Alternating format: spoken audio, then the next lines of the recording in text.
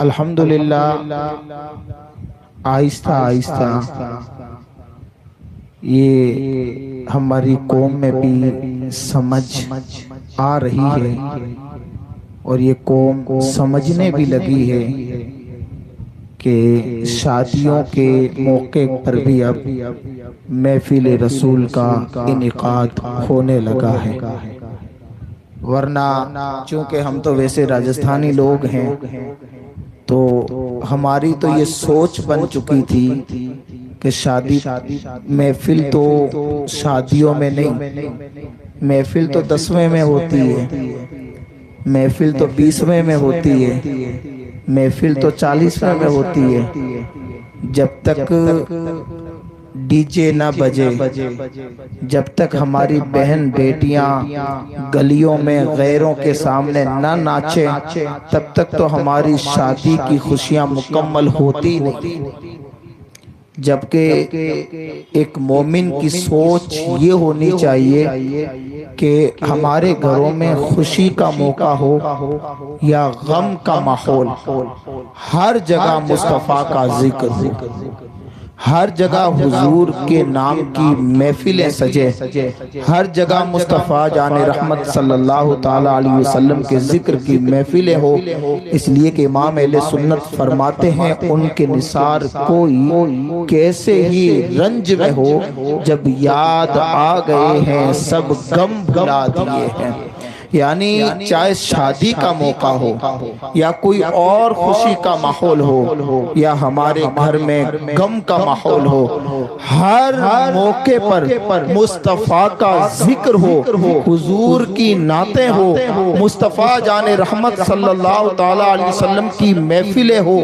فائدہ کیا ہوگا؟ اگر خوشی کے موقع پر مصطفیٰ جان رحمت کے ذکر کی محفلیں سجائی تو اللہ خوشی میں اور زیادہ اضافہ فرما دیتا ہے، اور اگر غم کے موقع پر مصطفیٰ کے گیت گانے شروع کیے، اللہ پروردگار اس محفل کی برکت سے اس غم کو خوشی میں بدل دیتا ہے۔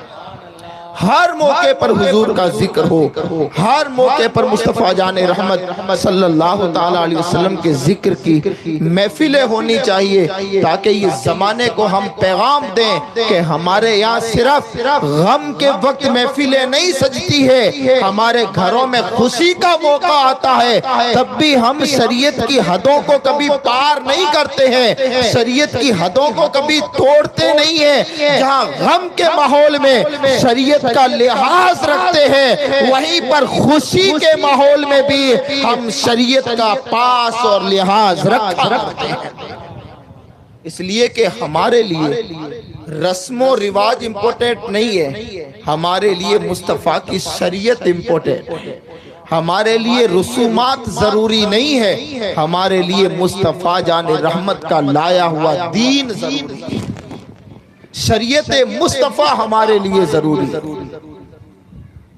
چونکہ یہ ایک شادی کی محفل ہے تو میں کوشش کرتا ہوں کہ جزاک اللہ خیرہ جتنی بھی گفتگو ہو تو اسی موضوع اور موقع اور محل کی مناسبت سے ہو، اس لیے کہ میں خود کافی حد تک کوشش کرتا ہوں کہ موقع اور محل کا پورا پاس اور لحاظ رکھا جائے، چونکہ ہم مسلمان ہیں، ہم شریعت مصطفیٰ کے تابع اور مصطفیٰ جان رحمت صلی اللہ تعالیٰ علیہ وسلم کا لایا ہوا دین، حضور کی شریعت ہمارے لیے ضروری ہے۔ عموماً یہ سوال بھی آتا ہے کہ حضرت اگر ڈی جے نہیں بجائیں گے، ناچ گانے نہیں ہوں گے تو شادی کون سی بار بار ہوتی ہے؟ تو دوست، شادی اگر بار بار نہیں ہوتی ہے تو حضور کی سنت کو زندہ کرنے کا یہ موقع بھی بار بار نصیب نہیں ہوتا ہے۔ ہمارے یہاں حال یہ ہے کہ النکاح من سنتی، یہ جو حدیث پاک ہے، ہم تو کمپیوٹر والے کو کہتے ہیں کہ تیری جتنی کاریگری دکھانی ہے وہ اس کارڈ پہ دکھا دے، باقی شریعت کا جنازہ نکالنے کے لیے تو ہم ہیں۔ آپ کے یہاں ماحول ہے یا نہیں ہے؟ ہمارے شہر میں ایک ماحول ہے بھیلواڑہ میں، جب شادی کی جیسے ہی ڈیٹ فکس ہوئی، کارڈ چھپ کر کے جیسے ہی گھر آئے، پہلا کارڈ اجمیر شریف جاتا ہے سرکار غریب نواز کو دعوت دینے کے لیے۔ وہ کارڈ مزار شریف کے کسی بھی حصے میں رکھ کر کے آ جاتے ہیں اور پھر آ کر کے ڈی جے بک کرواتے ہیں۔ کسی کو کارڈ کیوں دیا جاتا ہے؟ دعوت دینے کے لیے۔ چلو وہ جسمانی طور پر نہیں، لیکن یہ ایک ہماری سوچ ہوتی ہے کہ غریب نواز کی روحانیت ضرور ہمارے یہاں تشریف لائے گی۔ اچھا، تو پھر مہمان جس اسٹیٹس کا ہوتا ہے، انتظامات بھی تو پھر ویسے ہی ہونے چاہیے نا۔ ادھر دعوت دی غریب نواز کو اور گھر پہ آ کر کے ڈی جے بک کروا رہے ہیں۔ تو ان رسومات کی طرف ہمیں توجہ نہیں دینی ہے۔ ہر موقع پر مصطفیٰ کی شریعت کا لحاظ رکھنا۔ حضور فرماتے ہیں النکاح من سنتی، نکاح میری سنتوں میں سے ایک سنت ہے۔ حضور کے طریقے میں، حضور کی سنت میں تو آسانیاں ہی آسانیاں ہیں، ہم نے اس سنت کو کتنا مشکل بنا دیا ہے۔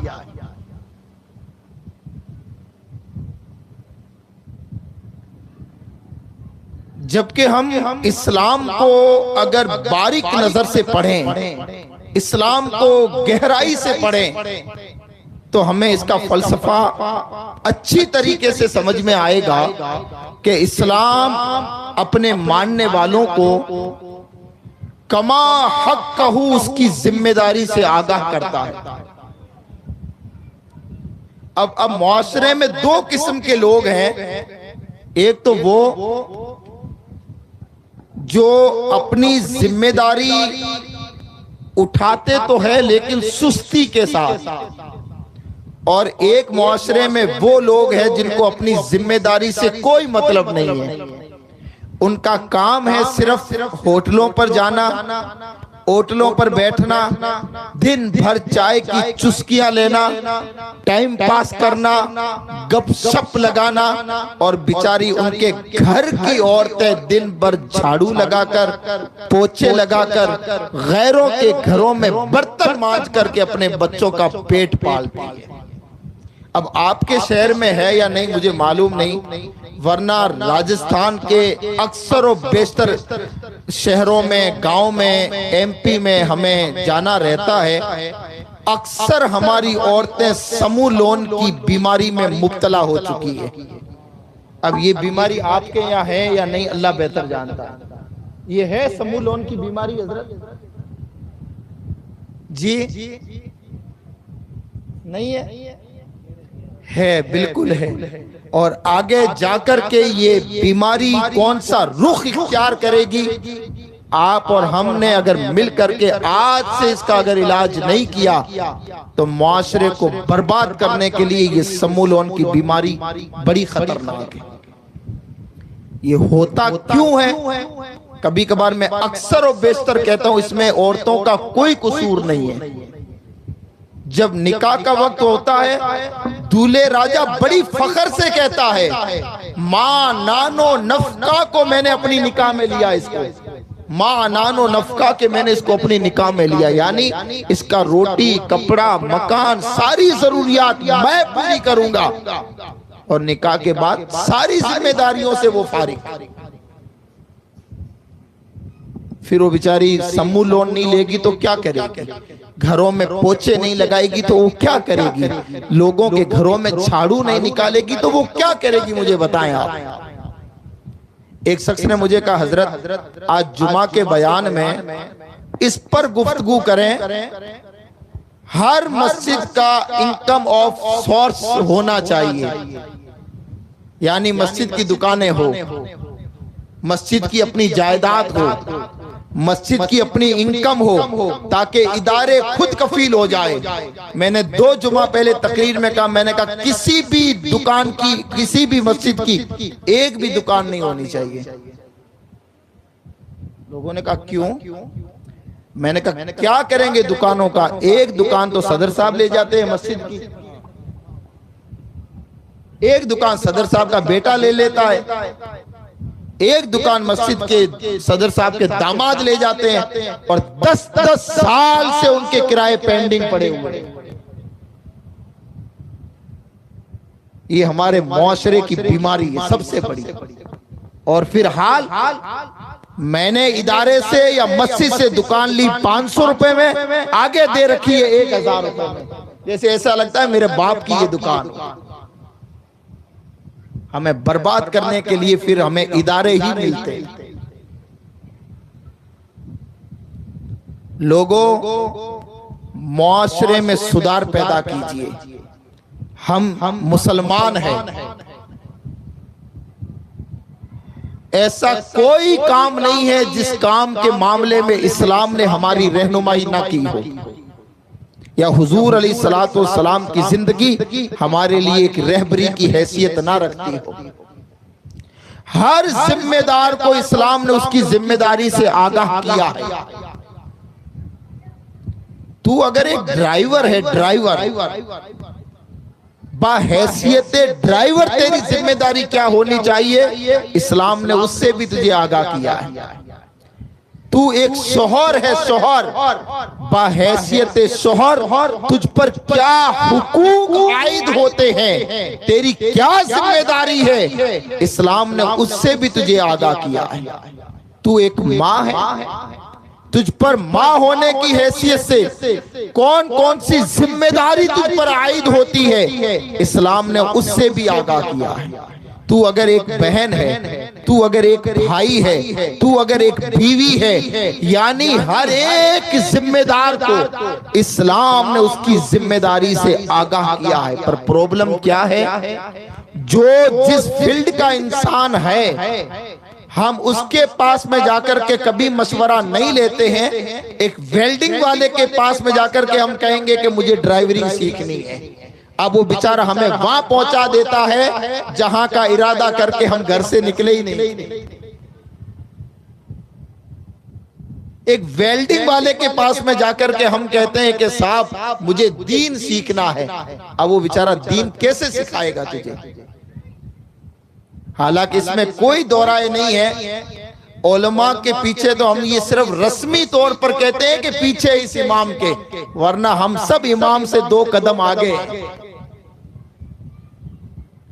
ہم ہوٹلوں اور ہوٹلوں پر بیٹھ کر کے یہ تجزیہ کرتے ہیں کہ امام صاحب کیسے ہیں کیسے نہیں ہیں.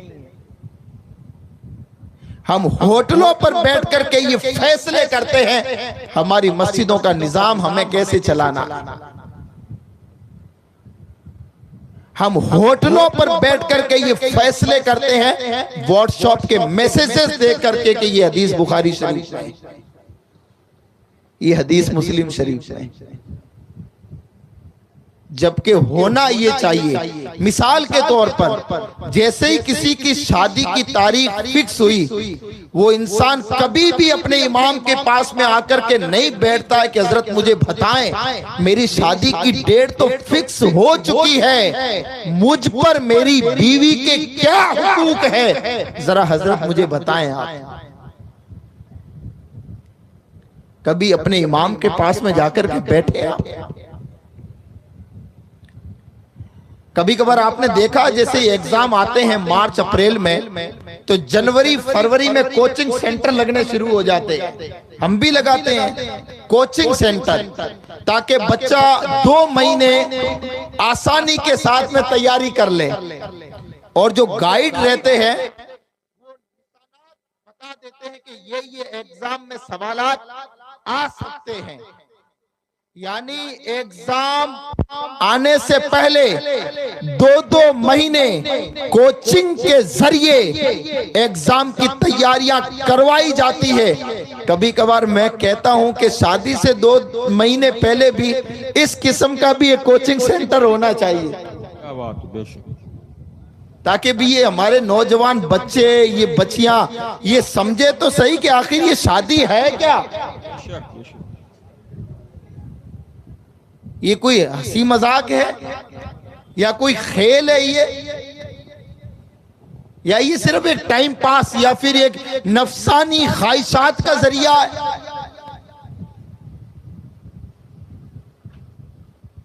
کبھی اس بات کی طرف ہم نے توجہ دی؟ ہمارے شہر میں ایک قانون لگا تھا کہ جو ڈی جے ڈبے کے ساتھ میں بارات آئے گی اس کا نکاح نہیں ہوگا۔ اس میں مفتی صاحب بھی تشریف لائے تھے اس سیمینار کے اندر، تو میں نے ایک بات کہی اس سیمینار کے بعد، میں نے کہ ذرا ایک قانون یہ بھی شامل ہو کہ جس دولہے کو کلمے یاد نہیں ہوں گے اس کی بھی نکاح نہیں ہوگی۔ میں نے کہا جیسے ہی شادی کی تاریخ فکس ہوئی یہ جوتے، چپل، شیروانی، کوٹ سب بھول جائیں گے، حضرت کلمے یاد کروا دو۔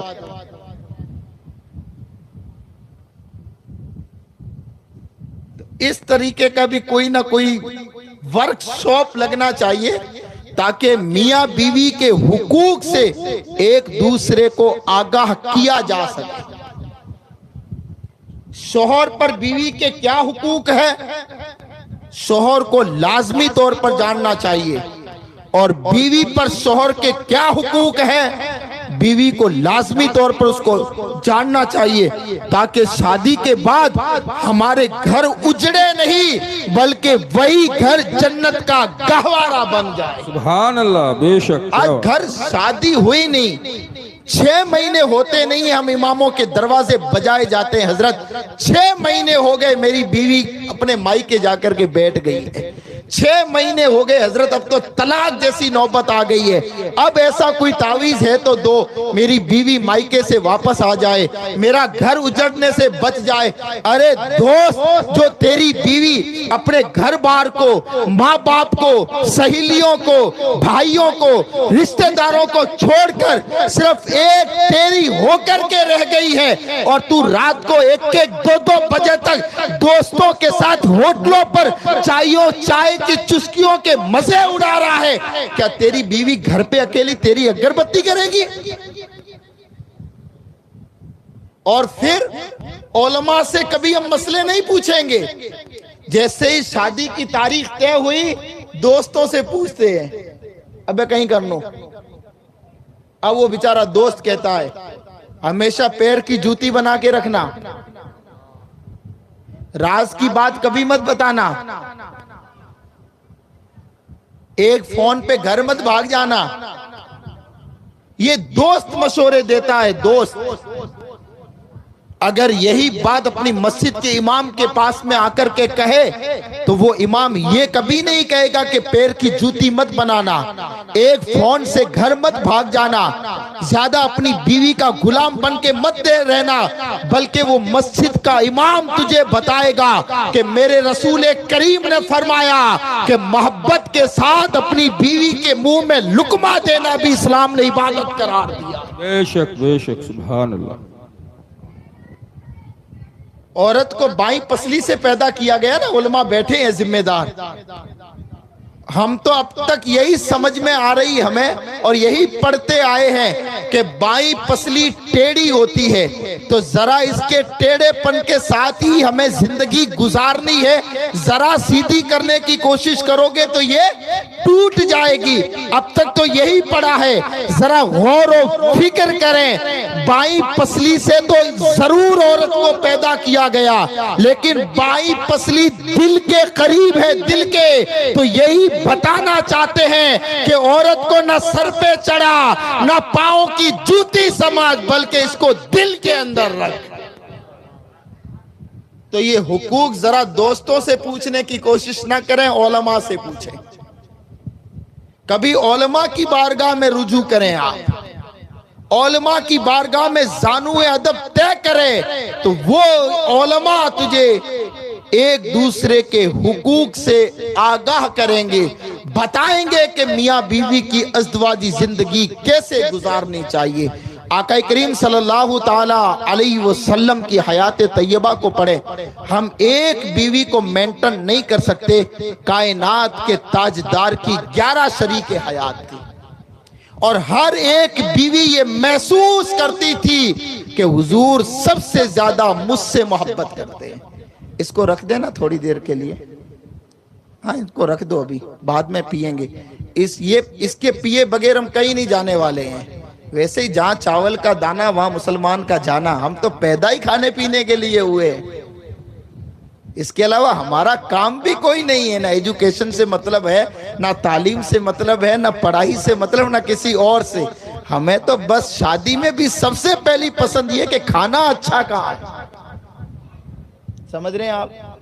ایک جگہ 40ویں کی دعوت دینے کوئی گیا تو کہا کھانے میں کیا ہے، تو کہا دال پوڑی ہے اور لاپسی ہے۔ اوہو، فاتحہ کا کھانے سے دل مردہ ہوتا ہے؟ اچھا، اور اگر یہی بندہ کہہ دے کہ کاجو کتلی ہے، اس وقت دل بالکل زندہ رہتا ہے ہمارا، مردہ نہیں ہو سکتا۔ یہ حقیقت بات ہے۔ ہمارے یہاں جب محفلیں بھی ہوتی ہے تو سب سے پہلے یہ ڈیمانڈ رہتی ہے کہ تبرک میں کہیں لاؤں ہے، اس وقت بھی ہمیں کھانے کی فکر سب سے پہلے رہتی ہے۔ حالانکہ مجھے الحمدللہ یہ بہت اچھی بات لگ رہی ہے کہ کسی کے ہاتھ میں موبائل نہیں ہے، ورنہ مجمع میں اگر ہمیں 100 آدمی ملتے ہیں تو 100 کے ہاتھ میں ہی موبائل ملتے ہیں۔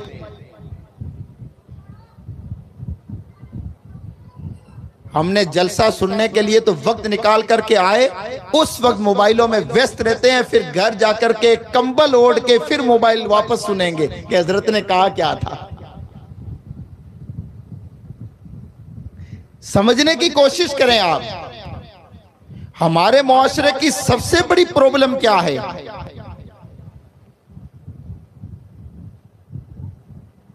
ایک ہماری بچی اگر سسرال میں کوئی غلطی کرتی ہے تو وہ ہماری بچی ہوتی ہے، اس وقت تو فوراً ہم کہتے ہیں کہ صاحب بچی تھی، غلطی ہو گئی، دوبارہ سدھار لے گی۔ وہی غلطی اگر ہمارے گھر میں ہماری بہو جب کرتی ہے تو اس وقت تو ہمارے حاجی صاحب پنچایت بٹھانے کے لیے تیار ہو جاتے ہیں۔ اس سے یہ غلطی ہو کیوں گئی؟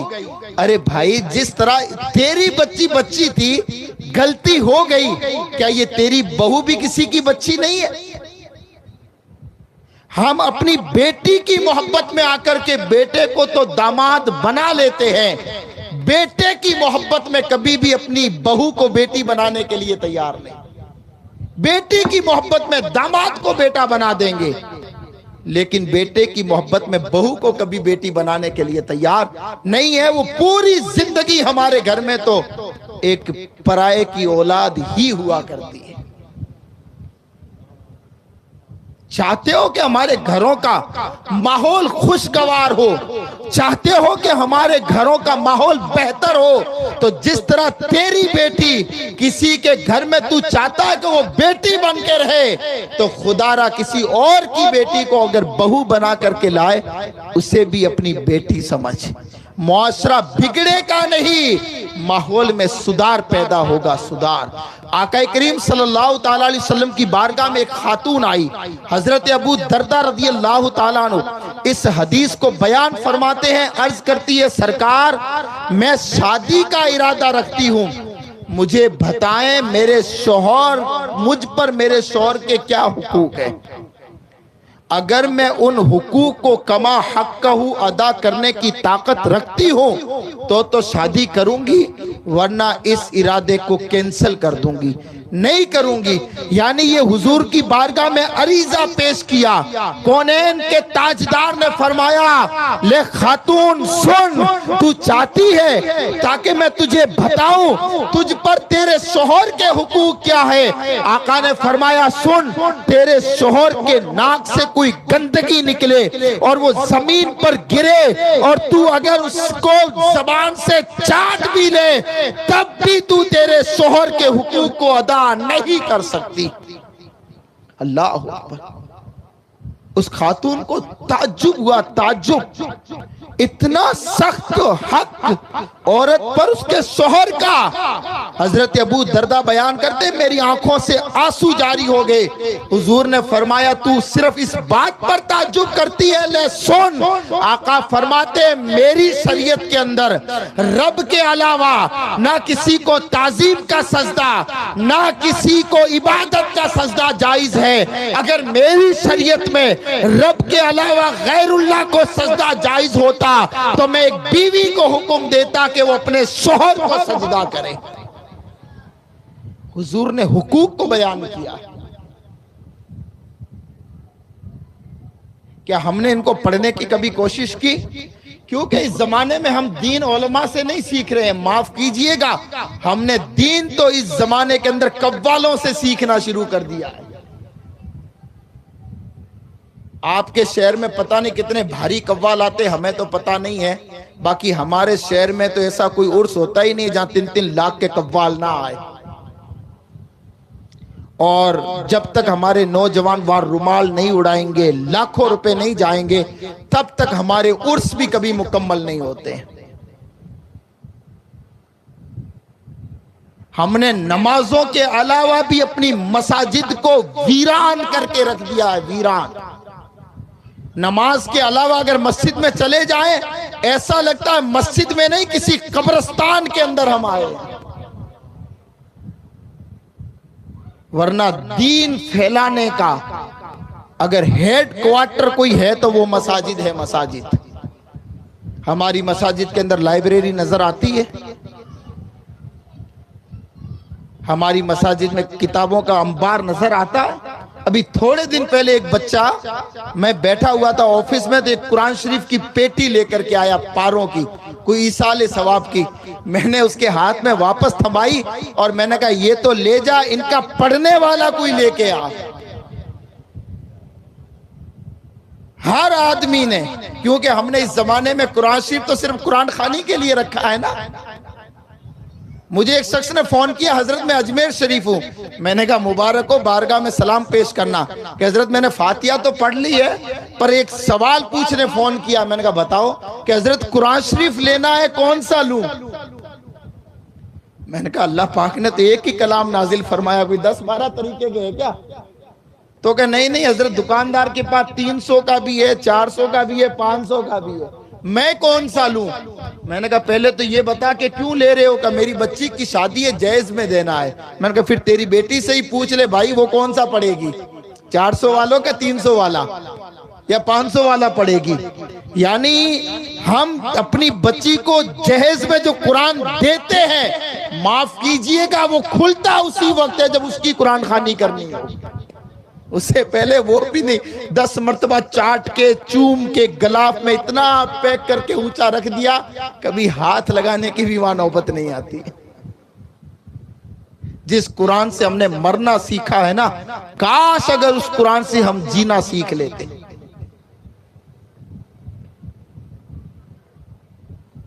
اس قرآن سے جینا سیکھ لیتے ہم. آقا کریم صلی اللہ تعالی علیہ وسلم کی تعلیمات پڑھیں. مصطفیٰ کریم علیہ السلام نے صرف حقوق کو بیان نہیں کیے بلکہ حضور نے عملی طور پر اپنی 11 ازواج کے ساتھ زندگی ازدواجی گزار کر ان کے حقوق کو ادا کر کے اپنی امت کو یہ درس دیا ہے، اے میری امت تم غیروں کے طریقے پر مت جانا بلکہ عملی طور پر اگر کوئی تمہارے لیے بہتر زندگی ہے تو تمہارے نبی کی زندگی. ہمارا حال کیا ہے؟ کیا ایک بیوی ہے وہ بھی بیچاری شک کرتی رہتی ہے، پتہ نہیں میرے شوہر کا کتنوں کے ساتھ چکر ہے. اس کا بھی حال یہ ہے کہ موبائل ہمیں ساتھ میں لے کر کے گھومنا پڑتا ہے. 1 منٹ موبائل کو اکیلا نہیں چھوڑ سکتے، کہیں بیوی میسج چیک نہ کر لے. یہی حالات ہے نا یا کچھ اور؟ میرے نبی نے 11 شریک حیات کو مینٹن کیا ہے اور ہر بیوی یہ سوچتی تھی سب سے زیادہ مصطفیٰ مجھ سے محبت کرتے ہیں. اور حضور نے اپنی ہر شریک حیات کا نام رکھ رکھا تھا. علماء بیٹھے ہوئے ہیں، ایک کا حضور نے نام رکھا لمبے ہاتھ والی. ان میں سخاوت زیادہ تھی، حضور نے نام رکھ دیا لمبے ہاتھ والی۔ حضرت عائشہ کا حضور نے نام رکھ دیا حمیرہ، اور حمیرہ کہتے ہی اس کو جو سب سے زیادہ خوبصورت ہو۔ کبھی آپ نے بھی اپنی بیوی کا نام رکھا ہے؟ کبھی کہتے ہو جانوڑی؟ ہنسو مت، ذرا میں اس نبض پہ ہاتھ رکھنے کی کوشش کر رہا ہوں تمہارے، یہ میرے نبی کی تعلیم ہے، تعلیم۔ حضور فرماتے تھے ماں عائشہ کو روحی، میری جان۔ اگر یہ لفظ کہہ دیا جائے ہمارا معاشرہ تو تانے دے دے کر کے مار دے گا، یہ آیا جورو کا غلام، یہ آیا بیوی کا نوکر۔ واہ یار، ماں عائشہ بیان کرتی مصطفیٰ جان رحمت جب بھی گھر میں داخل ہوتے تھے حضور ہمیشہ مسکراتے ہوئے گھر میں داخل ہوتے تھے۔ حضرت عائشہ بیان کرتی ہے ایک جنگ سے حضور واپس تشریف لائے، میں گھر میں اکیلی تھی، پانی پی رہی تھی، جب مجھے دیکھا تو حضور نے فرمایا عائشہ رک، ذرا مجھے بھی پانی پینا ہے، مجھے بھی پیاس لگی ہے۔ ماں عائشہ بیان کرتی ہے میں نے پیالہ حضور کے دستے کرم کے اندر دیا تو حضور نے پیالے کو لیا، منہ مبارک تک لے گئے، رک کے فرمایا عائشہ یہ بتا کہاں منہ لگا کے پانی پیا؟ ماں عائشہ بیان کرتی میں نے حضور کو بتایا تو آقا نے وہی منہ لگا کے پانی پیا جہاں سے میں نے پیا تھا۔ میں کہہ رہا ہوں اگر یہ طریقہ اپنے گھروں میں رائج کر دیا جائے، گھر اجڑیں گے نہیں، گھر بکھریں گے نہیں، جنت کا نمونہ بن جائیں گے۔ بے شک، سبحان اللہ۔ ہمارے یہاں اگر سبزی میں نمک کم ہو جائے تو طلاق دیتے ہیں۔ ابھی میرے پاس میں ایک بیاور کا مسئلہ آیا، طلاق دے دی، 4 بچے بڑے بڑے، طلاق۔ میں نے کہا بھی طلاق تو ہو گئی جب تو نے دے دی۔ حضرت میں نے غصے میں دی تو میں نے کہا بیوی کے بڑھے پہ گفٹ میں کون دیتا ہے؟ کوئی دیتا ہے کیا؟ تیرا بڑھے لے طلاق جا۔ یعنی چھوٹی چھوٹی باتوں پر ہمارے گھر اجڑنے شروع ہو گئے، وجہ ہم نے ہر ایک کے طریقے کو اپنے گھروں میں رائج تو کیا، مصطفیٰ جان رحمت کے طریقے سے دور ہو گئے، جس کی وجہ سے ہمارے گھر آج بکھرنے شروع ہو گئے۔ طریقہ مصطفیٰ کو چھوڑنا ہے وجہ برباد۔ اللہ پاک نے عافیت کسی اور کے طریقے میں رہی، مصطفیٰ جان رحمت کے طریقے میں رکھا۔ آقا کریم صلی اللہ تعالی علیہ وسلم فرماتے ہیں کوئی شوہر جس کی بیوی کا انتقال ہو جائے اور جنازے پہ کھڑے ہو کر کے صرف اتنا کہہ دے کہ میری بیوی بڑی اچھی تھی، آقا فرماتے ہیں شوہر کا اتنا خوش ہو کر کے کہنا قیامت کے روز رب قدیر جنت کے 8 دروازے کھول دے گا، جس دروازے سے چاہے وہ عورت جنت میں داخل ہو سکتی ہے، جس دروازے سے چاہے۔ قرآن کے اس حسین انداز پر قربان جائیے۔ قرآن نے کہا ہن لباس لکم وانتم لباس لہن۔ قرآن نے شوہر اور بیوی کو ایک دوسرے کا لباس کہا ہے۔ لباس،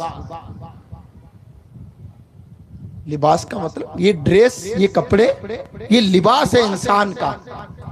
تو یعنی اس حسین رشتے کو قرآن نے کس حسین انداز کے اندر بیان فرمایا ہے۔ قرآن نے کہا شوہر بیوی کا لباس، بیوی شوہر کا لباس۔ وجہ کیا ہے؟ شوہر پر کوئی دکھ تکلیف آئے، بیوی کا فرض منصبی ہے وہ چھوڑ کر کے اپنے مائکے کا دروازہ نہ کھٹکھٹائے، شوہر کی تکلیف میں ہاتھ بٹائے۔ اور یہی سیم اگر عورت پر کوئی تکلیف ہے تو شوہر اس کی مصیبت میں برابر کا شریک رہے۔ جیسے ہی شوہر پر تھوڑی سی غربت آئی، عورت فوراً کہنی شروع کر دیتی ہے میری تو قسمت ہی پھوٹی تھی، جو میرے باپ نے تیرے ساتھ شادی کر دی، تیرے گھر میں نے دیکھا کیا ہے سوائے دکھ کے، یہ ناشکرانہ جو الفاظ ہے، اللہ اکبر، ہمارے گھروں کو تباہ اور برباد کرنے کے لیے یہ کافی ہوا کرتا ہے۔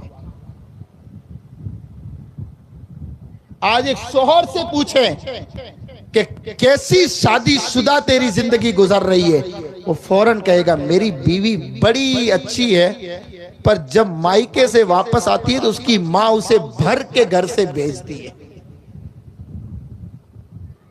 پھر گھر پہ آ کے دھمال کرتی ہے۔ ایک بیوی سے پوچھ لیں شادی شدہ کیسی زندگی گزر رہی ہے، میرا شوہر تو بڑا اچھا ہے، پر کبھی کبھار اپنی ماں کے سکھائے میں آ جاتا ہے۔ آقا کریم صلی اللہ تعالی علیہ وسلم نے تیسرے آدمی پر لعنت فرمائی ہے، لعنت فرمائی، لعنت تیسرے آدمی پر۔ اس لیے لوگوں ایک دوسرے کے حقوق کو پہچانو۔ شوہر کی ذمہ داری ہے بیوی کے کما حق کا حقوق کو ادا کرے، اور بیوی کی ذمہ داری ہے کما حق کا اپنے شوہر کے حقوق کو ادا کرے۔ امام اہل سنت فاضل بریلوی رضی اللہ تعالیٰ عنہ فرماتے ہیں شوہر کی ذمہ داری ہے بیوی کو دیندار بنائے، بیوی کی ذمہ داری ہے شوہر کو دیندار بنائے۔ اگر شوہر یہ سوچ لے کہ آج جمعہ میں جو کچھ حضرت نے بیان کیا ہے، اپنے بیوی بچوں کو لے کر کے شام کو بیٹھوں گا اور بتاؤں گا آج امام صاحب نے جمعہ کے اندر یہ خطاب کیا ہے، کیونکہ ہمیں دین سیکھنے میں تو شرم محسوس ہوتی ہے نا، ورنہ حالانکہ میں مبارکباد پیش کرتا ہوں ڈاکٹر اکبر صاحب کو، جنہوں نے اپنی شادی کے موقع پر مصطفیٰ کے ذکر کی محفل سجائی، ورنہ اگر اتنی کوئی ہائی کوالیفیکیشن حاصل کر لے اس کے بعد تو محفلیں رکھنا لوگ شرم محسوس کرتے ہیں۔ میں ڈاکٹر آدمی، میں وکیل آدمی، آج آپ دیکھ لیں یہ پوری محفل کے اندر وکیل کتنے ہیں، اس پوری محفل کے اندر بزنس مین کتنے ہیں، doctor M B B S dentist کتنے ہیں، لوگ محفلوں سے کتراتے ہیں، شرم محسوس کرتے ہیں، ورنہ انہیں پتا نہیں انہی محفلوں کی برکتیں ہیں جو آج دین زندہ ہے۔ الحمدللہ ابھی ایک محفل میں تھے ہم شادی کی، لڑکا بھی ڈاکٹر لڑکی بھی ڈاکٹر، انہوں نے کہا حضرت آپ کو دعا کے لیے آنا ہے، میں نے کہا ٹھیک، تو کہا حضرت ایسا کوئی نعت خواں بھی ہو جو صحرا بھی پڑھ دے، ایک نعت بھی ہو جائے تاکہ محفل نکاح کی محفل کی شروعات بھی نعت خوانی سے ہو۔ تو ایک بچے کو میں نے بول دیا، ہم جب پہنچے تو وہ دولہے کے والد بولے یہ نعتیں یہ سحرے رہنے تو یہ آپ بعد میں جو کرنا کرتے رہنا، ہمیں تو پہلے نکاح سے فارغ کر دو۔ یعنی لوگوں میں یہ دین رہ گیا ہے آج، ورنہ الحمدللہ محفل سجا کر کے اپنی دینداری کا ایک ثبوت دیا، لائق مبارکباد ہے۔ امام اہل سنت فرماتے ہیں کہ شوہر کی ذمہ داری ہے بیوی کو دیندار بنائے، بیوی کی ذمہ داری ہے کہ شوہر کو دیندار بنائے۔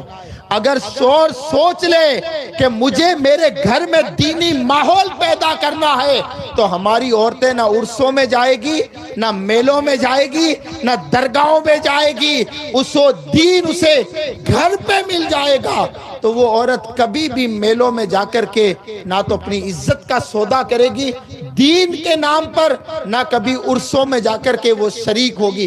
آج حالات دیکھ لیں، ہمارے یہاں درگاہوں کے عرسوں پہ 10% تو مرد رہتے ہیں، 90% تو عورتیں رہتی ہیں وہاں پر، جبکہ امام اہل سنت فاضل بریلوی رضی اللہ تعالیٰ عنہ سے پوچھا گیا تھا حضور اگر عورت اگر درگاہ شریف جاتی ہے کیا مسئلہ ہے؟ آپ نے فرمایا یہ مت پوچھئے کہ وہ جا سکتی ہے نہیں، یہ پوچھئے کہ جب وہ ارادہ کر کے گھر سے نکلتی ہے اللہ کی فرشتوں کی اور صاحب مزار کی لعنت اس پر کتنی برستی ہے۔ امام اہل سنت فرماتے ہیں کہ دین کے کاموں میں جتنا سپورٹ میری بیوی نے میرا کیا ہے کسی نے نہیں کیا اتنا۔ امام اہل سنت کہہ رہے ہیں، اعلیٰ حضرت آپ فرماتے ہیں میری لائبریری میں لاکھوں کتابیں تھی، جس کتاب کا نام لیتا تھا میری بیوی وہ کتاب نکال کے لے آتی تھی. ہمارے یہاں تو اگر اشارہ بھی کر دے نا یہ کتاب لا تب بھی نہیں لا سکتی. اس لیے ہم نے تو دین تو دیا ہی نہیں نا, ہم نے تو یہ موبائل دیا ہے نا ہاتھ میں. مطلب میاں صاحب محبت کا اظہار موبائل کے ذریعے کر رہا ہے. تو فیس بک چلا, واٹس ایپ چلا, یوٹیوب چلا, بس اس کے ہاتھ میں ایک مصطفیٰ کی سیرت پر ہم نے کتاب نہیں تھمائی اس کے ہاتھ میں. کبھی کبھار آپ نے سوچا ہے عورت کو بیڈ ریسٹ کہا جاتا ہے جب عورت پریگننٹ ہوتی ہے. بڑی پریکٹیکل بات کر رہا ہوں آپ سے میں, اور بڑی باریک بات. یعنی اس زمانے میں تو حضرت حال ایسا ہو گیا ہے کہ عورتوں کے پیٹ میں بھی 90% بچے دوائی سے ہی پلتے ہیں. پہلی سونوگرافی کے بعد ڈاکٹر نے لکھ دیا بیڈ ریسٹ. اب کیا کرنا ہے بیڈ ریسٹ میں؟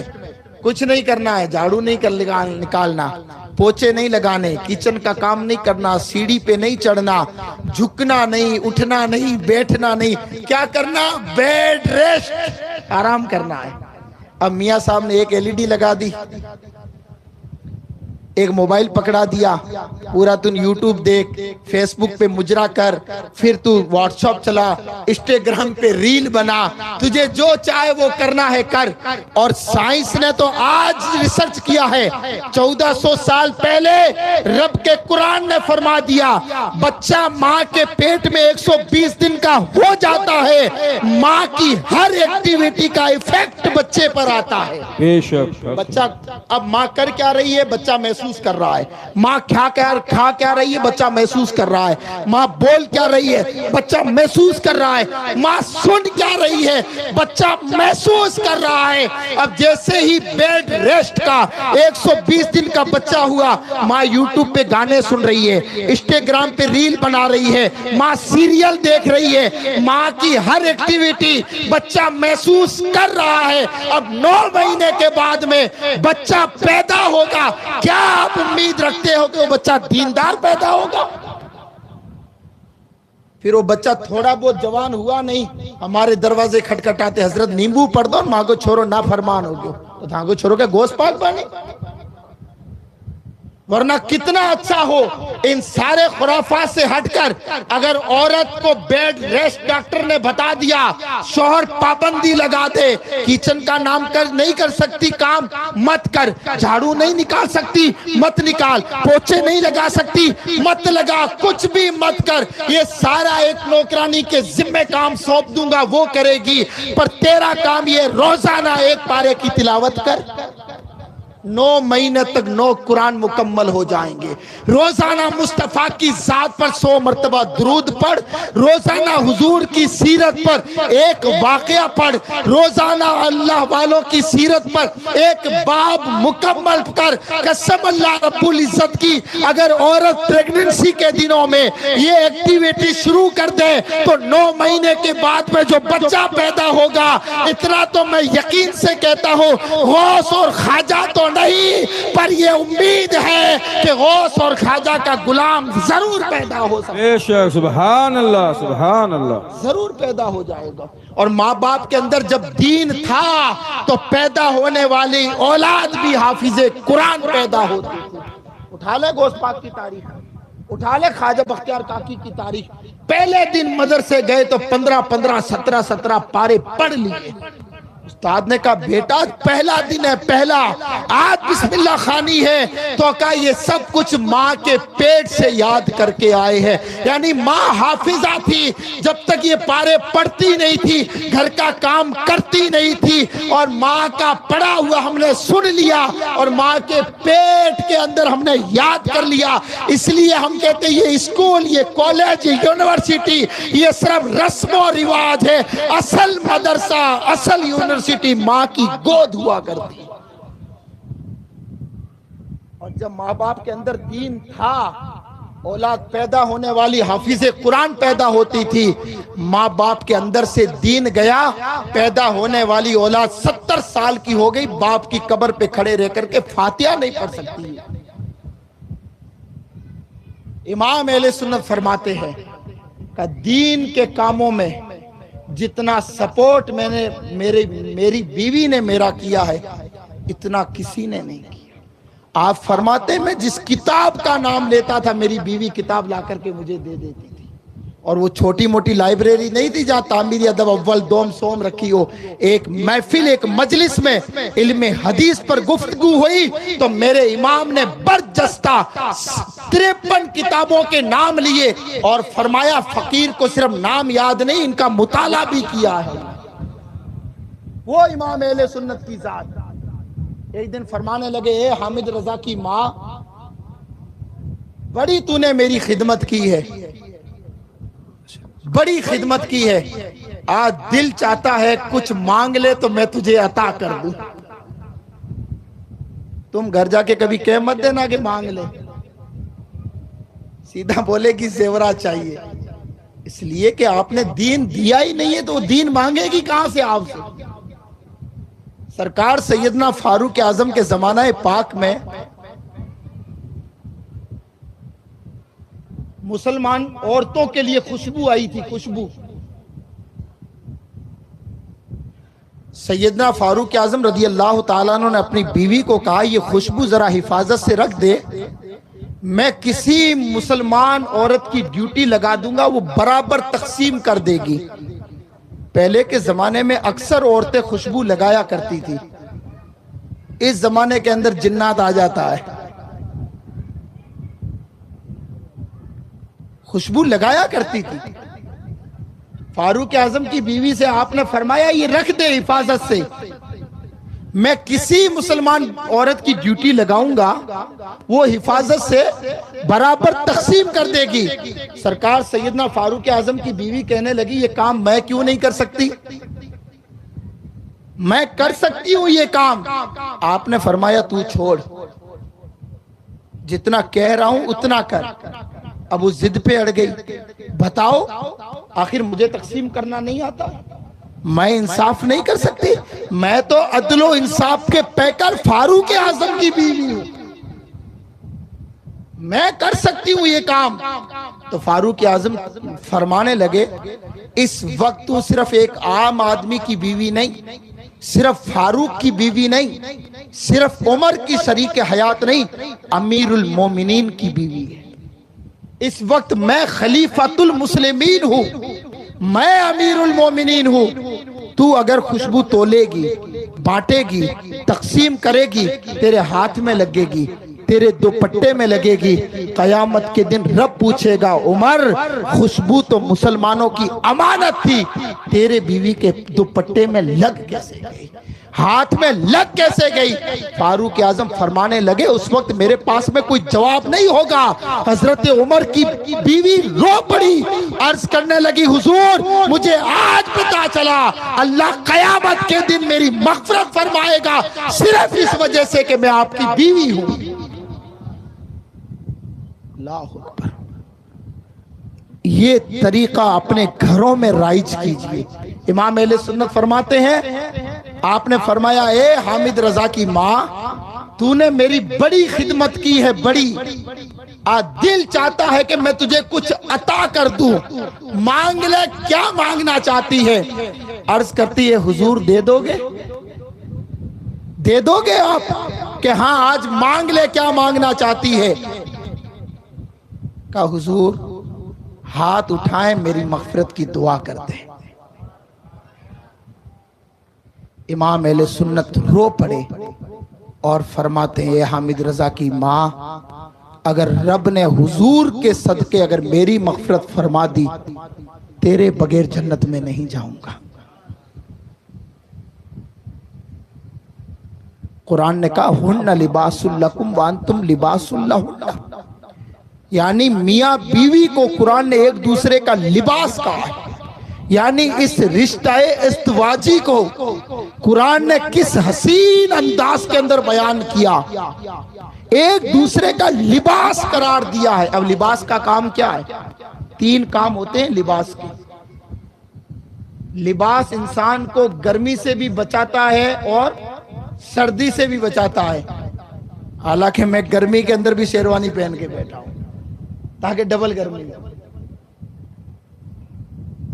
एग्जाम्पल दे रहा हूं کہ لباس کا پہلا کام انسان کو سردی سے بچائے گا، انسان کو گرمی سے بچائے گا۔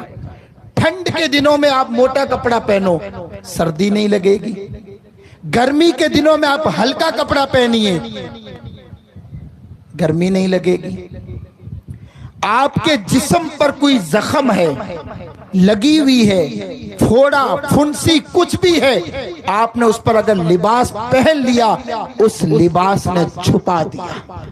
اب آپ کے جسم پر کیا ہے مجھے نہیں پتا، اس لیے کہ اس عیب کو لباس نے چھپا کر کے رکھا۔ میرے جسم پر کیا ہے آپ کو نہیں پتا، اس لیے کہ میرے لباس نے چھپا کر کے رکھا۔ لباس کا تیسرا کام ہے، ہمیشہ لباس انسان کی پرسنالٹی کو ظاہر کرتا ہے، شخصیت کو دکھاتا ہے، شخصیت کو۔ حالانکہ ہم جس معاشرے میں جی رہے ہیں اس کا ابھی پریزنٹ میں حال یہ ہے کہ ہم پیسے دے کر کے بھی بال بگڑا کے آتے ہیں نائی سے۔ میرے مدرسے میں ایک بچہ تھا، کافی بال اس کے بڑے، میں نے کہا بیٹا کل بال کٹوا کے آنا ورنہ نائی کو یہی بلوا لوں گا۔ وہ بیچارہ کل 4 راستے بنوا کے آیا، بائی پاس ادھر سے ادھر سے بھاگتا ہوا آیا، حضرت میں نے بال کٹوا لیے۔ میں نے کہا ٹوپی اتار، جب دیکھا تو میں نے کہا بیٹا نہ کٹواتا تو اچھا تھا۔ اور پھر نام بھی تو دیتے ہیں نا، حضرت آپ جبہ کوٹی امامہ پہننے والے لوگ، آپ اس فیشن پرستی کی دنیا سے کوسوں دور ہو، آپ کو کیا پتا یہ تو تیرے نام ہے۔ واہ، یعنی ہر بگڑی ہوئی چیز کا نام ہم نے فیشن رکھ دیا۔ پیسے دے کر کے ہم پھٹے ہوئے کپڑے خرید کے لائیں گے، اور ایسی ایسی جگہ سے وہ کپڑے پھٹے ہوئے جو جگہ اگر بال برابر بھی اگر نظر آ جائے تو ہماری نمازیں بھی نہ ہو، اور وہی لباس ہم مسجدوں میں جمعہ کے دن پہن کر کے جاتے ہیں۔ اور حال یہ ہے آگے والا سجدہ کرتا ہے، پیچھے والا تو شرم سے پانی پانی ہو جاتا ہے۔ ایک جنس اور دوسرا ٹی شرٹ جب پہن کے آتا ہے سجدے کی حالت میں، کنڈیشن یہ ہوتی ہے کہ ٹی شرٹ تو اوپر جنس نیچے، اور اسی کو ہمارے نوجوانوں نے آج فیشن پرستی کا نام دے دیا ہے۔ مسلمان تیرا لباس اتنا خوبصورت ہونا چاہیے کہ وہ لباس تیری شخصیت کو ظاہر کرے، شخصیت کو۔ ہمارے علماء اکثر فرمایا کرتے تھے کہ جوتا لباس تمہارے سر کا تاج اتنا خوبصورت ہو کہ اچھے اچھے امیروں کی نظر تمہارے جوتوں پہ ٹکی رہے۔ اس لیے آج آپ دیکھ لیں ایک 8,000 تنخواہ پانے والا امام بھی ایسا لباس پہنتا ہے جو 1.5 لاکھ تنخواہ پانے والا آفیسر بھی نہیں پہن سکتا۔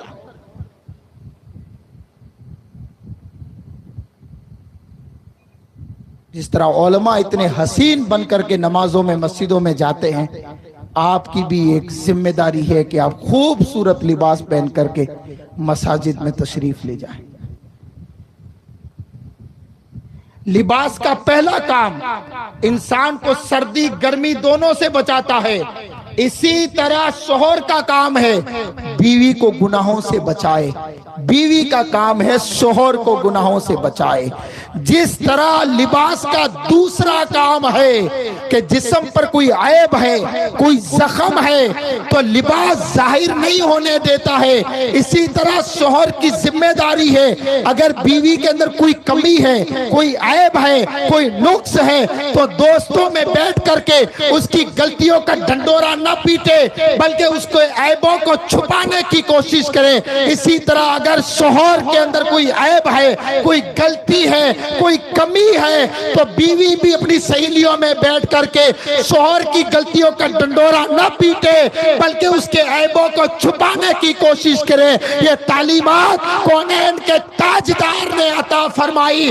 جب سیدہ فاطمہ کا نکاح مولا کائنات کے ساتھ ہوا تو حضرت علی رضی اللہ تعالیٰ عنہ کے ساتھ جب حضرت فاطمہ کا رشتہ ہو گیا، آپ نکاح کے اس پاک رشتے میں جب منسلک ہو گئے تو جب بھی حضرت فاطمہ حضور کے گھر آتی تو حضور حضرت علی کے فضائل کو بیان کرتے، مناقب کے بیان کرتے، شان کو بیان کرتے، تاکہ فاطمہ کے دل میں حضرت علی کی محبت بیٹھ جائے۔ اور جب مولا علی آتے تو حضور فرماتے علی الفاطمہ تو بضعۃ منی، فاطمہ تو میرے جسم کا ٹکڑا ہے، تاکہ علی کے دل میں فاطمہ کی محبت بیٹھ جائے۔ بے شک سبحان اللہ۔ یہ ہمارے حضور نے تعلیم دی ہے، ورنہ آج ایک شوہر دن بھر اگر دوستوں میں رہے گا اپنی بیوی کی باتیں کرے گا، اور بیوی اپنے سہیلیوں میں بیٹھ کر کے اپنے شوہر کی باتیں کرے گی، خدا را اس سے گھر اجڑتے ہیں، کبھی بھی گھر آباد نہیں ہوتے ہیں۔ آپ چاہتے ہو کہ ہماری اولاد نیک ہو، آپ چاہتے ہو ہماری اولاد کی تربیت اچھی ہو، ایک چیز ہمیشہ یاد رکھیے گا، اولاد وہ کبھی نہیں کرتی ہے جو تم کہتے ہو، اولاد ہمیشہ وہی کرتی ہے جو تمہیں کرتا ہوا دیکھتی ہے۔ آپ کا ایسا کوئی کام نہیں ہونا چاہیے غلط جس کا سائیڈ ایفیکٹ آپ کی اولاد پر آ کر کے پڑے، اور پھر آپ کی اولاد غلط ٹرک پر جائے جس کی وجہ سے معاشرے کے اندر ایک خرابی پیدا ہو جائے۔ آج ہم اپنی اولاد کو تعلیم تو دے رہے ہیں پر اپنی اولاد کو تربیت بالکل نہیں دے رہے ہیں۔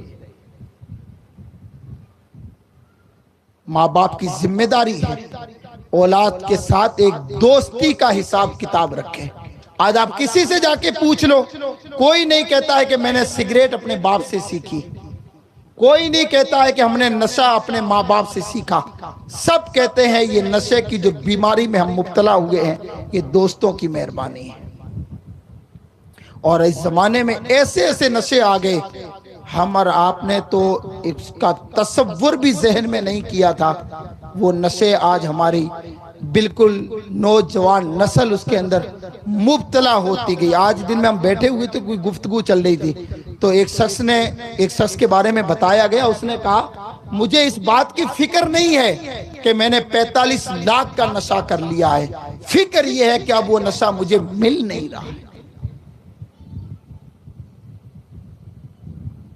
جب ماں باپ اپنے بچوں کے ساتھ دوستی کرنی شروع کر دے تو اولاد کبھی بھی گنجیڑی، نشیڑی، سٹوریے اور جواری دوست جا کر کے مارکیٹ میں کبھی تلاش نہیں کرے گی۔ ایک باپ اپنے بیٹے سے مصافحہ کرنے کے لیے تیار نہیں، ایک ماں اپنی بیٹی کے پاس بیٹھ کر کے دکھ سکھ کی بات کرنے کے لیے تیار نہیں۔ پھر 21-20 سال کی عمر ہوتی ہے، ایک آدمی کی فیلنگ ہوتی ہے یار میرا بھی کوئی ایسا دوست ہو، میرا بھی کوئی ایسا ہو جو میری من کی بات یا میری فیلنگ کو سمجھ سکے۔ پھر وہ نشیڑی گنجیڑی جا کر کے دوست تلاش کرتے ہیں اور پھر ہمارا معاشرہ دن بہ دن خراب ہوتا جاتا ہے۔ اس لیے ضرورت ہے، ماں باپ کی ذمہ داری ہے وہ اپنے اندر دینداری پیدا کرے۔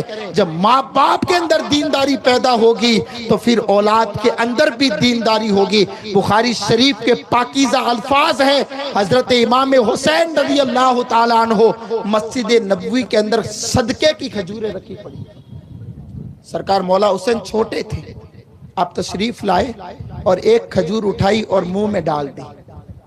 آقا کریم صلی اللہ علیہ وسلم کی نظر مبارک پڑی تو حضور تیز قدم تشریف لائے۔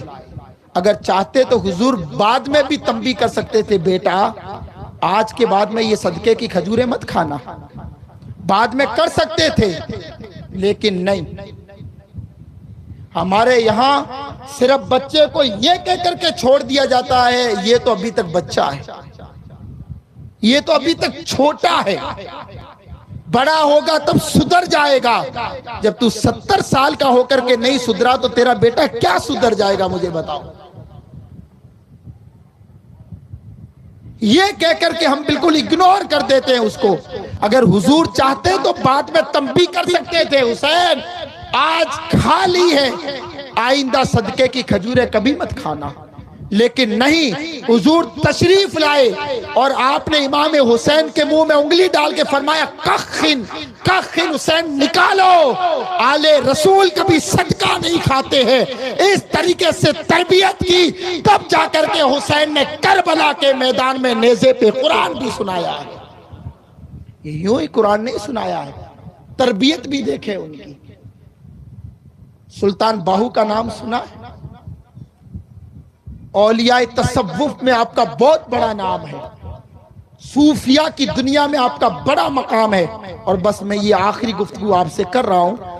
صوفیاء کرام کی دنیا میں بڑا مقام آپ کا نام، والد کا نام تھا باز زید رحمت اللہ علیہ، یہ گاؤں کے چودھری تھے۔ آپ نے 3 شادیاں کر رکھی تھی، دور دور تک گھر میں دین کا ماحول نہیں تھا۔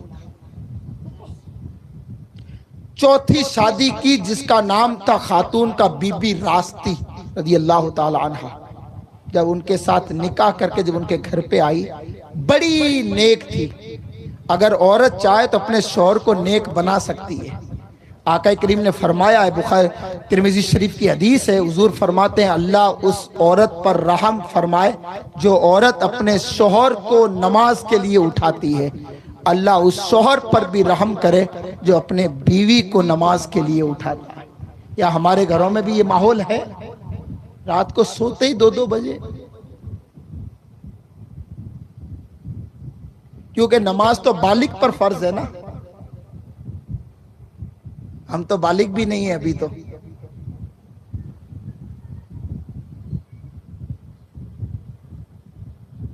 جب بی بی راستی باز زید کے ساتھ ان کا نکاح ہو گیا، جب وہ آئی، دور دور تک دین کا ماحول نہیں گھر میں، کیونکہ چودھری صاحب کو تو چودراہٹ کرنے سے بھی تو فرصت نہیں تھی نا۔ اور ہمارے معاشرے کے اندر سب سے زیادہ ہمارا سماج کا بیڑا گرک تو ان چودھریوں نے کیا ہے۔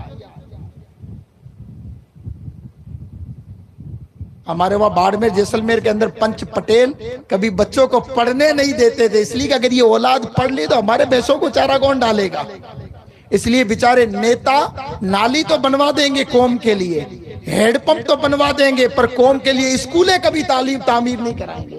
اگر یہ قوم پڑھ لکھ کر کے اگر تعلیم یافتہ ہو گئی تو ہمیں ووٹ کون پاگل ہے جو یہ قوم دے گی؟ اس لیے اس قوم کو نالی، ہیڈ پمپ، روڈ، سڑک اسی میں مبتلا رکھو۔ آج اسی کی تو دین تھی جو ہر کوئی ہمارے وقف کی زمینوں پر نظر اٹھا رہا ہے۔ جو بھی وقف کا ممبر بنا، اپنے مکان، اپنی جائیداد کو تو مضبوط کیا، ان وقف کی زمینوں پر نہ ہمارے ادارے تعمیر ہوئے، نہ یونیورسٹی تعمیر ہوئی، نہ کالج تعمیر ہوئی، نہ مدرسہ تعمیر ہوا، نہ 4 دیواری کر کے ان زمینوں پر اچھا قبضہ کیا گیا، جس کی بدولت آج ہر ایرا گیرا ہماری زمینوں پر ایک ناپاک نظر اٹھا رہا ہے۔ ورنہ کس کے باپ کی طاقت تھی ہماری جائیداد پر کوئی نظر اٹھا دے؟ آج راجستھان کی بات کریں تو ہم 14,000 بیگہ زمین وقف کی راجستھان میں، پورے ہندوستان میں تیسرا اگر کسی کا نام ہے تو زمین کے اندر وہ ہمارا نام ہے۔ ہم چاہیں تو اس زمین کے ذریعے پورے ہندوستان کا قرضہ اتار سکتے ہیں، پر پورا بورڈ وقف کا ہمارے پاس ہے، اتنے ممبرار ہیں، انہوں نے اپنے گھروں کو تو مضبوط کیا، قوم و ملت کی ترقی کے لیے کچھ بھی نہیں سوچا۔ آج اسی کا نتیجہ ہے جو ہماری ہی زمین ہم سے ہڑپ کرنا چاہ رہے ہیں۔ یہ المیہ ہے اور حقیقت پر مبنی گفتگو آپ سے میں کر رہا ہوں۔ ان چودھریوں نے جتنا قوم کا بیڑا گرک کیا اتنا کسی نے نہیں کیا۔ بازید چودھری تھے، چودھری پورا دن پنچایتی کرنا، چودراہٹ کرنا، کسی کے مسئلے الجھانا، کسی کے سلجھانا، پورا دن اسی میں چلتا۔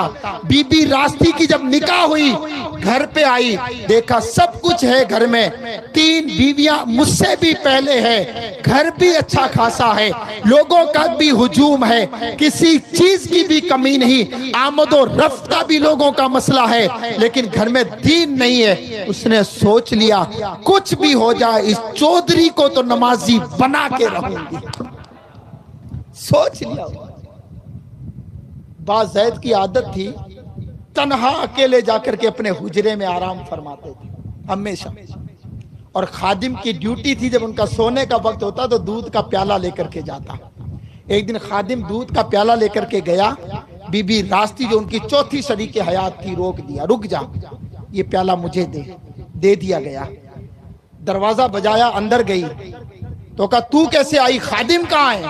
کہا حضور میں نے کون سا گناہ کر دیا، آپ کی بیوی ہوں، اگر آ گئی تو میں نے کون سا گناہ کر دیا؟ خیر دودھ کا پیالہ دیا، کہا حضرت اجازت ہو تو خدمت کر دوں؟ پیر بھی دبا دیے، سر میں مالش بھی کر دیا، خدمت بھی کر دی، کہا اجازت ہو تو فجر کے لیے اٹھا دوں؟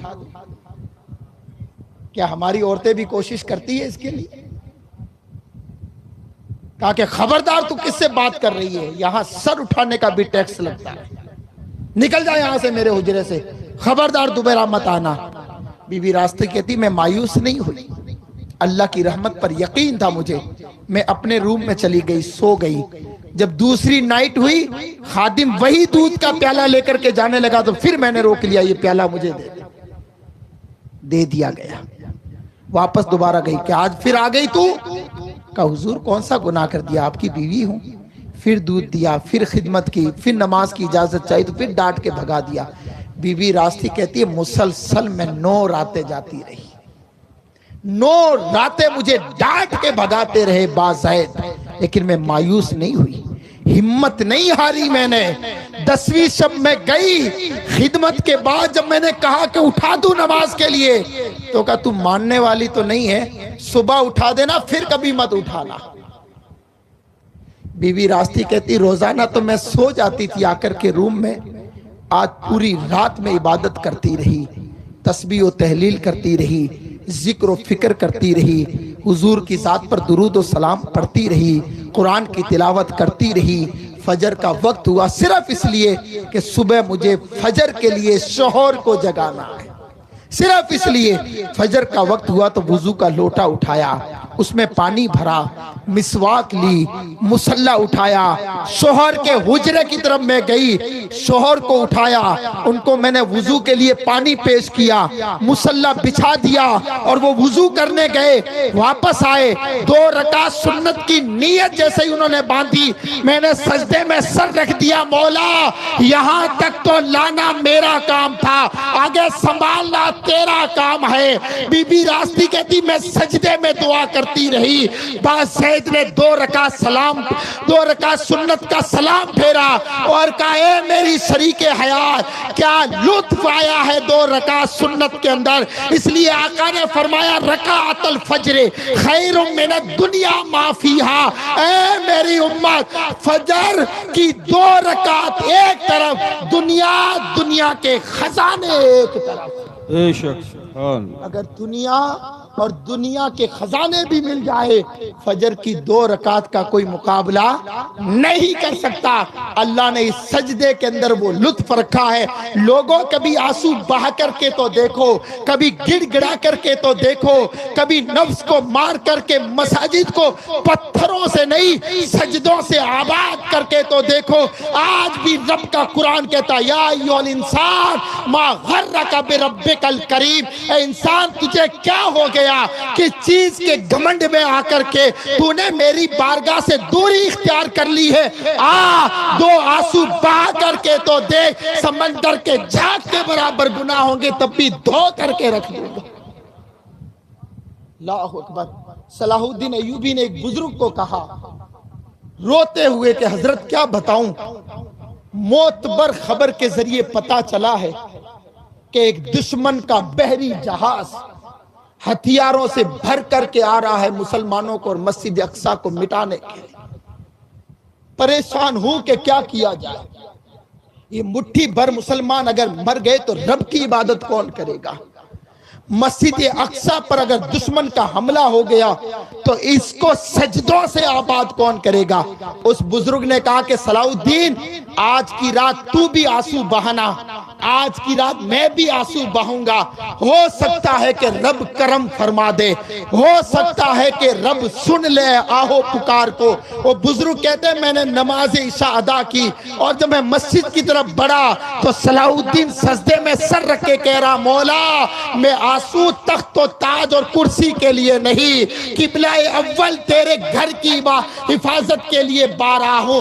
پروردگار آج میرے آنسوؤں کی لاج رکھ لے، ورنہ ہمیشہ ہمیش کے لیے اس گھر کو کوئی سجدوں سے آباد کرنے والا نہ ہوگا۔ وہ بزرگ کہتے ہیں میں نے اس طرح صلاح الدین کو گڑ گڑاتے دیکھا تو دل میں خیال کیا اور کہا کہ تیرے اب رونے کی ضرورت کیا ہے جب اس طرح صلاح الدین رو رہا ہے۔ صبح صلاح الدین ملے، ہونٹوں پر مسکراہٹ تھی، چہرے پر چمک تھی۔ کہا صلاح الدین کیا بنا؟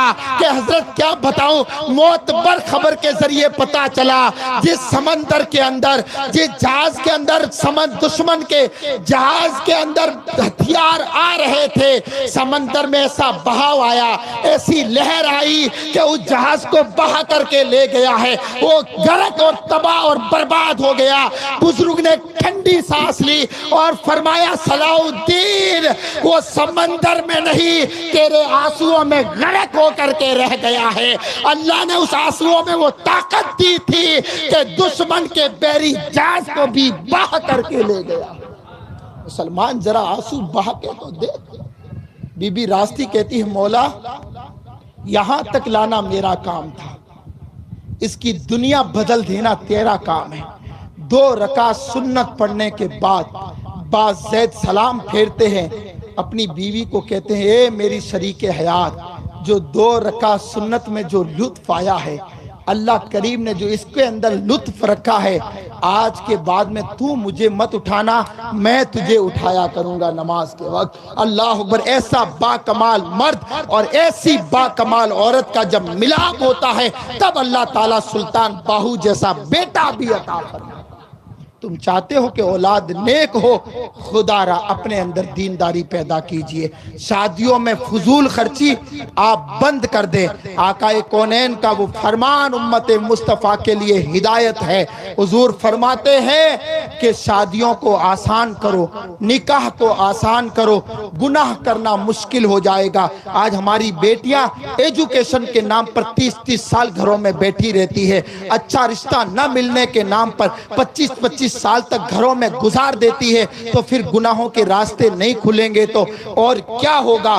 خدا را تمہارے بچے جیسے ہی بالغ ہو جائے اچھا رشتہ تلاش کر کے اپنے بچوں کے ہاتھ پیلے کیجئے تاکہ معاشرے کے اندر گناہ کے دروازے بند ہو جائے۔ آپ اور ہماری امیری کیا ہے، ہم تو صرف اس ناک کے چکر میں ابھی تک اچھے کھانے کا انتظام نہیں ہے، ابھی تک اچھی ہوٹلوں کا انتظام نہیں ہے۔ اچھی ہوٹلوں کو، اچھے کھانوں کو طلاق دیجئے۔ آپ خدا را مصطفیٰ کے طریقے پر آپ عمل کریں، مصطفیٰ جان رحمت کی سنتوں پر آپ عمل کریں۔ حضرت عبد الرحمن بن عوف مصطفیٰ جان رحمت کے وہ امیر صحابی ہے، جب ان کا مال مدینے میں آتا تھا تو پورا مدینہ دیکھنے کے لیے مدینے سے باہر جاتا تھا۔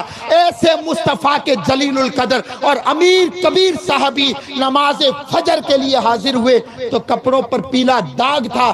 آقا نے فرمایا عبد الرحمن یہ داغ کس چیز کا ہے؟ یا رسول اللہ رات کو نکاح کیا تھا تو خوشبو لگائی تھی تو داغ رہ گیا۔ حضور نے یہ نہیں فرمایا کہ مجھے کیوں نہیں بلایا، پھر اتنا ضرور فرمایا عبد الرحمن ولیمہ کر، چاہے بکری کا ایک بچہ ہی کیوں نہ ہو۔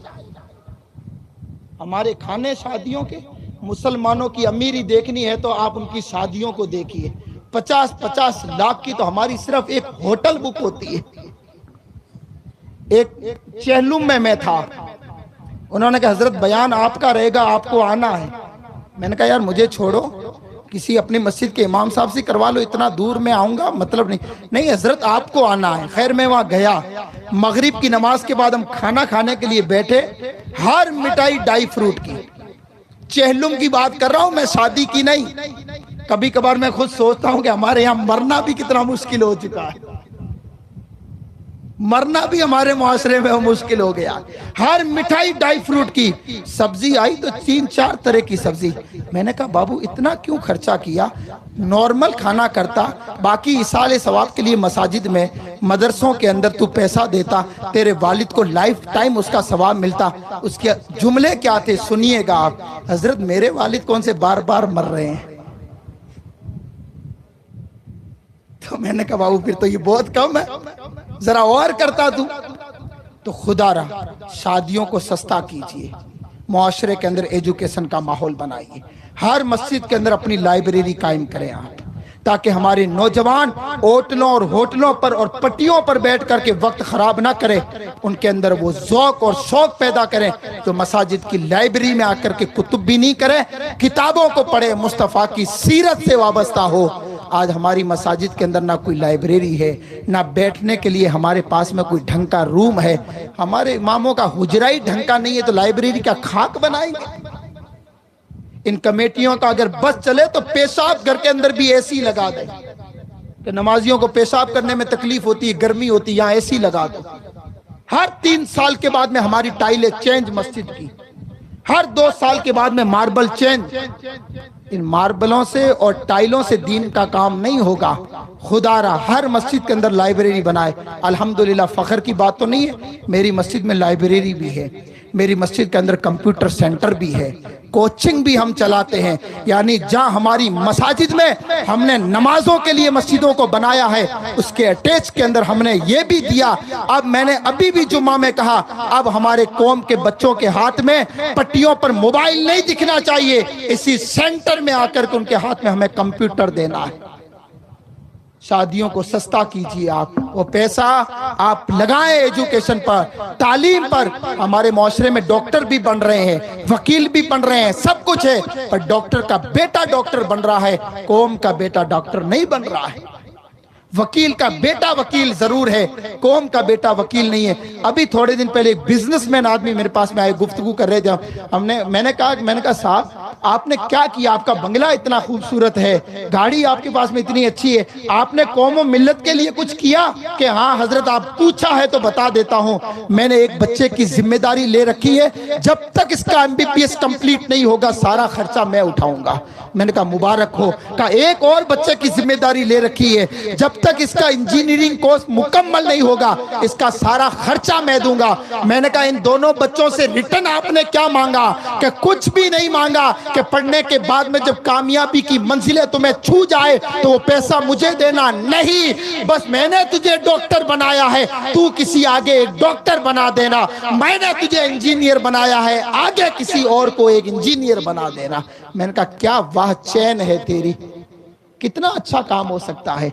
इसलिए लोगों महफिलों को भी सस्ता करो, मसाजिद के अंदर दीनी काम हो, मसाजिद के अंदर लाइब्रेरी कीजिए। जैसे ही एग्जाम आ जाए कोचिंग सेंटर लगाइए आप। कभी कभार मसाजिद के अंदर ये आधार कार्ड वगैरह इसके भी कैंप, एक रूम ऐसा बनाइए। मकानों के पट्टे हमारे नहीं है, मसाजिद के अंदर एक रूम ऐसा भी होना चाहिए कि आप उधर से कचहरी से कलेक्ट्री से राब्ता करके आप पट्टे भी अवेलेबल करवाइए। हमारे बेचारे यूं ही आज लोग जी रहे हैं, बस जुम्मा के दिन गोश्त मिल गया तो सब कुछ हो गया, नो टेंशन। लेकिन आज जमाना कितना ये एग्रीकल्चर मकान है, हमारे पट्टे मजबूत नहीं, किसी के आधार कार्ड, किसी के डॉक्यूमेंट्स मजबूत नहीं, इसकी तरफ भी आप तवज्जो दें। हमारी बेचारी कमेटियां खाली जुम्मा की झोली गिनने पर फख्र महसूस करती है, ओहो आज 8,000 रुपये आ गए, मजा आ गया आज तो जुम्मा में, और अगले जुम्मे अगर 7,000 आ गए तो इमाम साहब की खैरियत नहीं। हजरत अगली पूरी तकरीर तो जुम्मे की झोली पे ही करनी है आपको, कमजोर कैसे हो गई झोली? तो खुदारा खाली मस्जिद का लाइट बिल भरने में और पैसे गिनने में तवज्जो कम दीजिए, फलाही काम ज्यादा कीजिए, वर्कशॉप लगाइए, जहन वॉश करो लोगों का। ये जुम्मा की छुट्टी, संडे की छुट्टी, इसका मिस यूज ना करें। खुदारा इन छुट्टियों का भी अच्छा यूज करके कौम और मिल्लत के लिए आप भलाई का काम करें। इंशाअल्लाह अल्लाह ने चाहा तो मुआशरे में तरक्की होगी। अल्लाह करीम की बारगाह में दुआ है रब्बे कायनात हमारी इस पाकीज़ा महफिल को अपनी बारगाह में कबूल फरमाए।